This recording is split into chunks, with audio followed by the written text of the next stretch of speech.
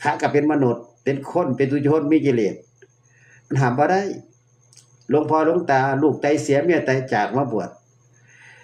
ลูกก็ซื้อรถไว้หรือซื้อรถไว้แต่เป็นฆราวาสถ์เมื่อบวชแล้วก็เป็นซื้อเพิ่นอยู่คือเก่าเพิ่นไปซื้อตั้งแต่ตอนเป็นโยมมันบ่มีเปลี่ยนแปลงบ่ได้มันเปลี่ยนแต่คำนำหน้าเฉยๆว่าพระกับนายใน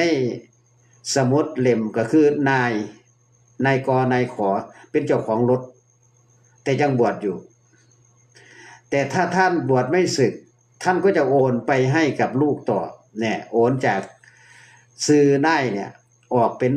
ลบออกเลยเป็นนายคนใหม่นายขอขึ้นไปเห็นป่ะนี่คือการโยกทรัพย์ครับอันนี้ไม่ผิดกฎหมายแล้วก็ไม่ผิดศีลธรรมลูกชายเฮาเนี่ยก่อนที่บวชเนี่ยหลานเหลนเฮาเนี่ยมีรถแล้วซื้อของมันได้ล่ะไปซื้อรถตอนเป็นโยมเนี่ยแต่มันมาบวชบัดมาบวชอยู่กับเฮาบัด